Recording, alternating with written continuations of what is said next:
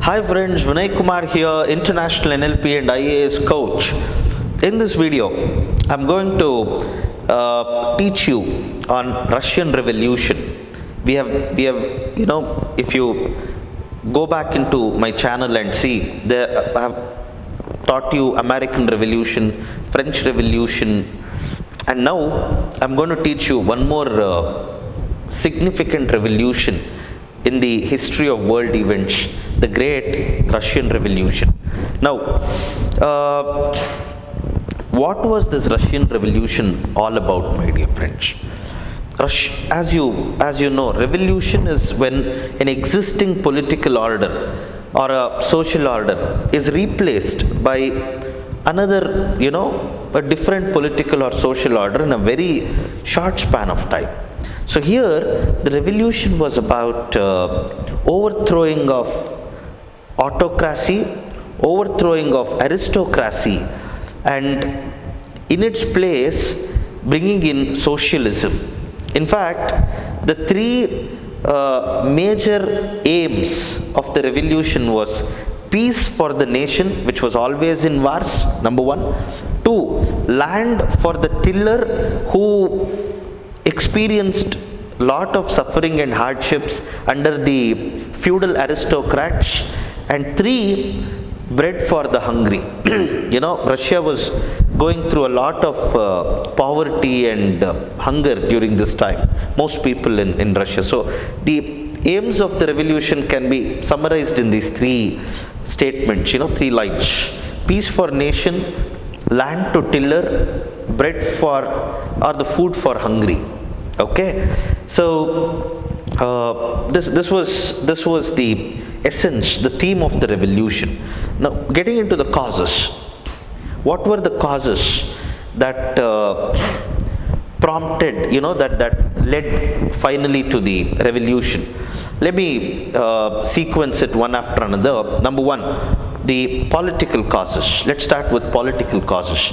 In political causes, I want to say this, my dear friends. Russia was ruled by this dynasty, Romanov dynasty, which had these emperors, Russian emperors who were called czars. These czars had followed one emperor after one emperor. They had followed a very reactionary rule, owing to their belief that a vast country as vast as Russia could only be ruled by high-handedness and despotism. Okay, so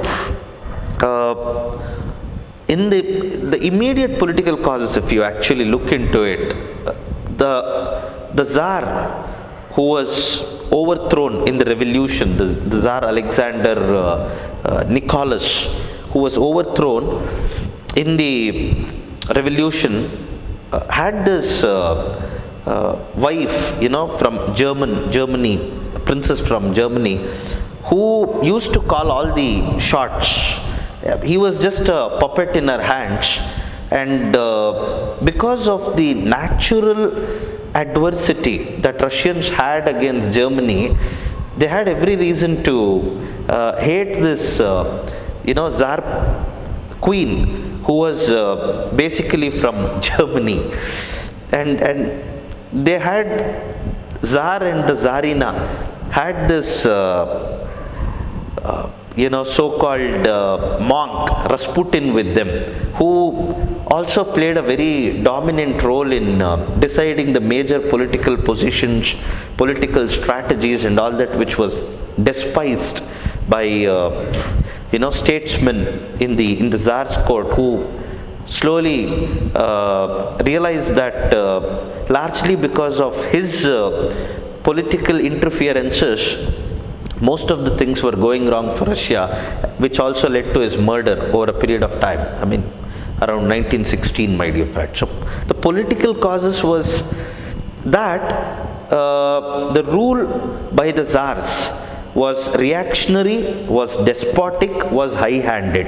It was not seen as rule in the best interest of Russians. Rather, it was seen as the Tsars experiencing a lot of, what do you call, the czars, experiencing a lot of material wealth and material wellness at the at the time when most Russians did not have adequate food, and the peasants were baying for some land that they can till by their own, and the country was at continuous wars.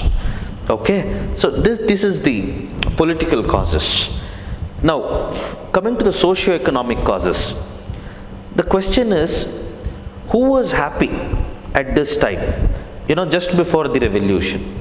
The answer is no one, except for the Tsar and his small group of sycophants.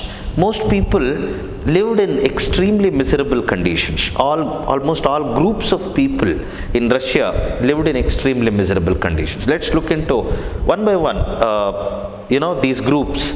If you look at it, were the peasants happy? No. Even though 1861, the serfs were, emancipated from this landlordism and all that, still their conditions were very miserable. Most peasants did not own their own land, and because of which they had to depend on the aristocrats' land, who exploited them and who victimized them in every way possible, my dear friends. So peasants were in very, very deplorable conditions.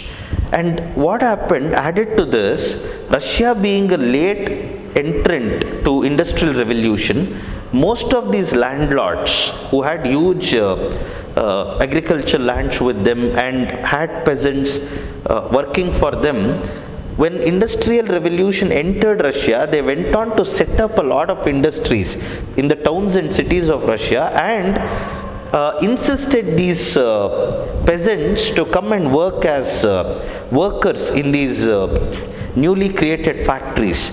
Not only that, a lot of peasants, to escape from the hopeless conditions of the rural areas, thronged to the towns and cities. But again, because there was overcrowding and because there was surplus labor flow into the towns and cities, workers also led extremely difficult lives in the towns and cities.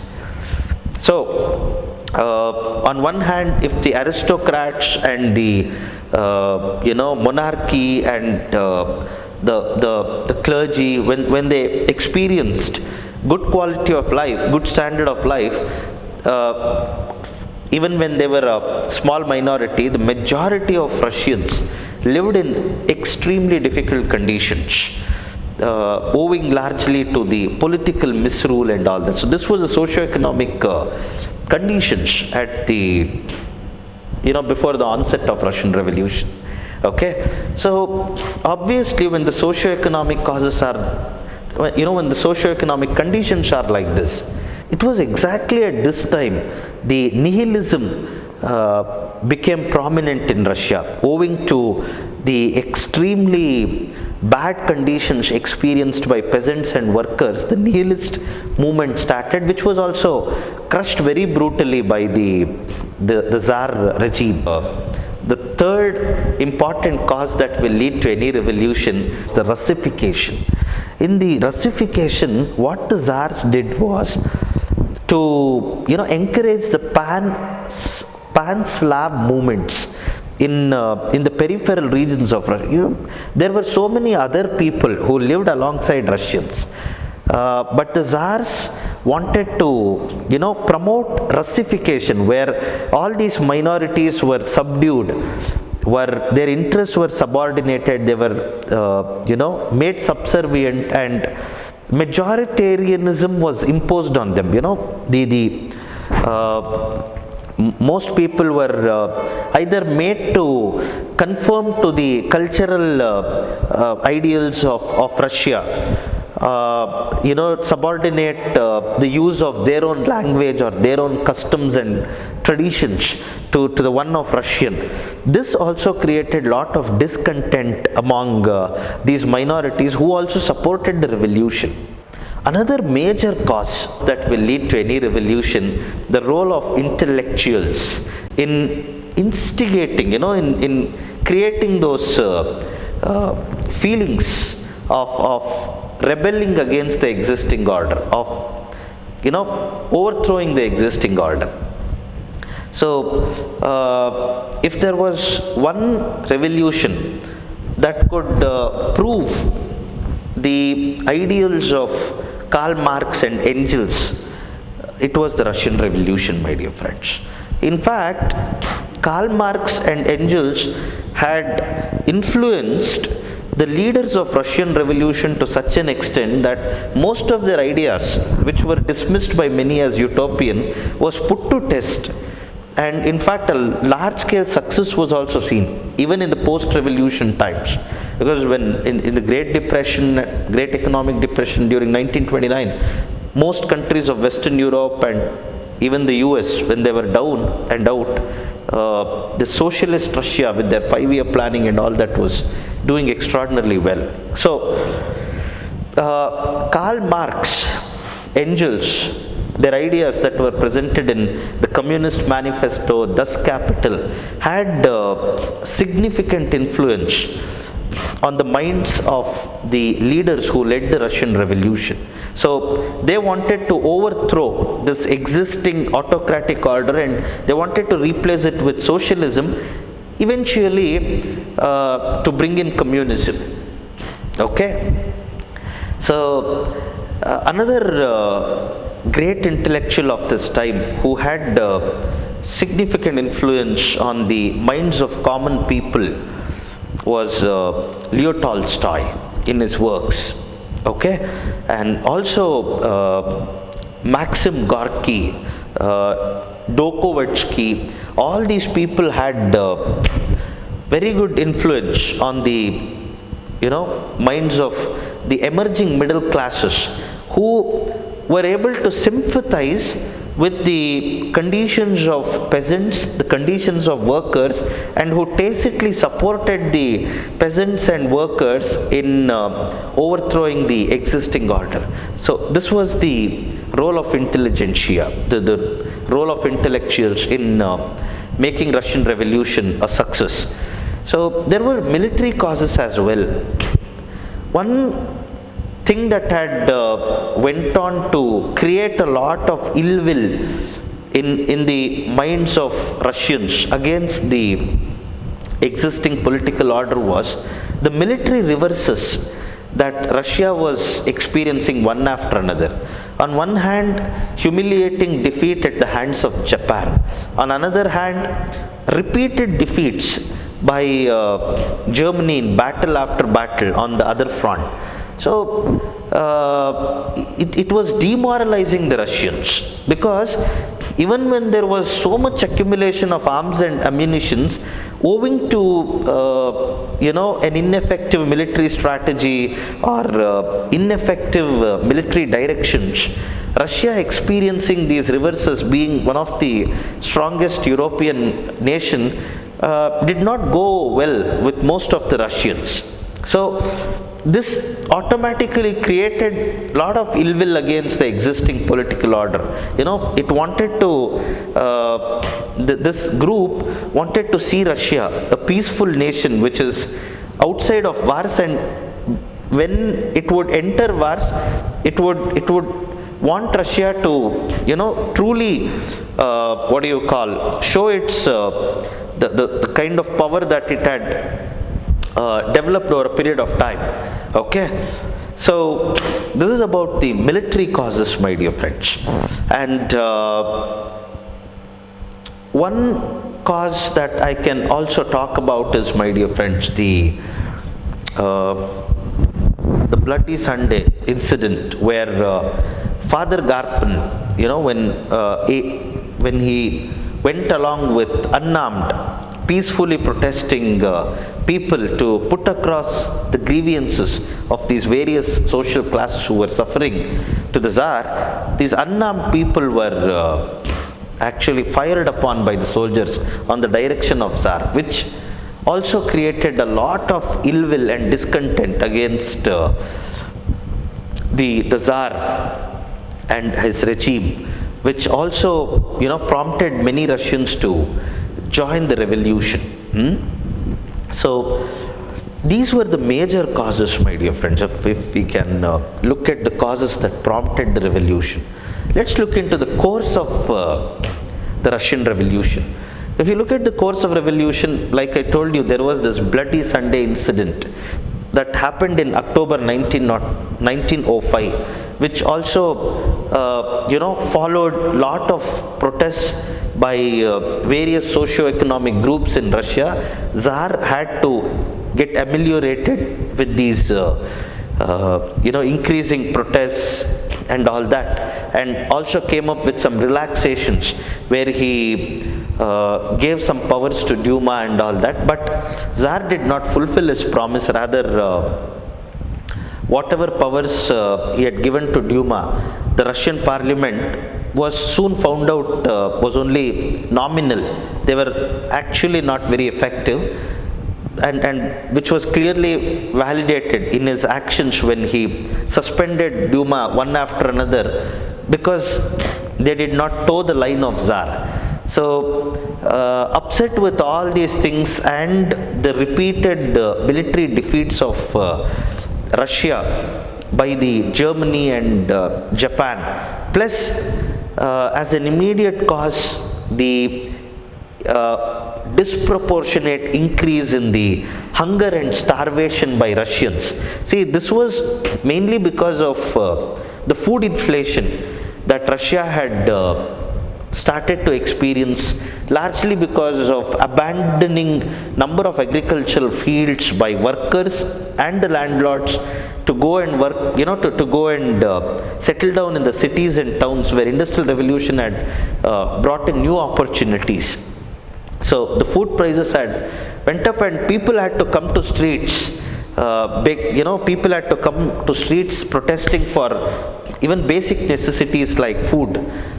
So all these things ultimately culminated in the Social Democratic Party of Russia. One of the the Revolutionary Socialist Party had two these things. Social Democratic Party again had two branches. The one branch, which was moderate in its stand, moderate in its approach, was called Mensheviks. Another slightly more revolutionary, Bolsheviks. So even though Mensheviks were successful in overthrowing the Tsar and coming to power, they could not quickly satisfy the urge of Russians at that time: peace, land and bread. And therefore Bolsheviks were successful with the help of Soviet army. The same army which had not followed the orders of Tsar, in fact allowing the Russian Revolution to be successful. So with the help of Soviet army, Lenin led Bolsheviks to overthrowing the temporary government that was created under Mensheviks, and this was the beginning of new era with the Russian Revolution coming to completion. So as soon as Bolsheviks came to power, they exactly did what they had promised. First, they went for a humiliating treaty, the Brest-Litovsk treaty with the warring nations, especially Germany. Okay, and came out of the war so that they can concentrate on the internal reforms and nationalized industries, collectivized lands for agriculture. All socialistic principles were put in place, and Russia had changed now completely from autocratic despotism to the proletariat-led socialism. Okay, this was the Russian Revolution, my dear friends. Now, what was the impact Russian Revolution had on the world? As you can clearly see, it showed for the first time that Marx could be right.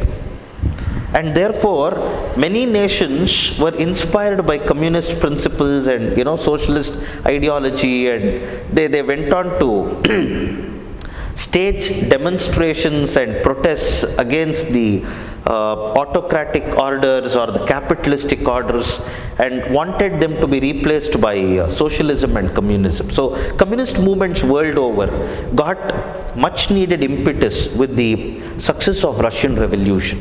That's number one, my dear friends. Number two, nationalist movements like the Indian national movement that was happening at that time also received a lot of inspiration from the Russian Revolution in the form of what can happen in a mass struggle. They got much needed inspiration of a mass movement. So many nationalist movements, including Indian, to a large extent, was inspired by the success of Russian Revolution.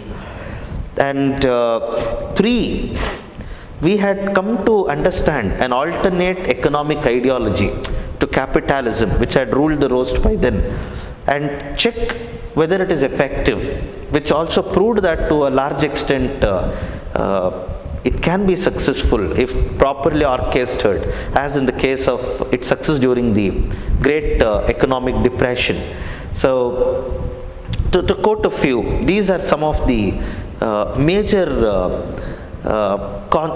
major results produced by the Russian Revolution. In fact, revolutionary heroism in India and in many other countries of the world, like in Latin America, was very much prompted by the success of Russian Revolution, my dear friends. Thank you all so much, my dear friends, for watching this video. See you all in my next video with probably another revolution like Industrial Revolution or the European revolutions that followed. Thank you all so much. See you all, my dear friends.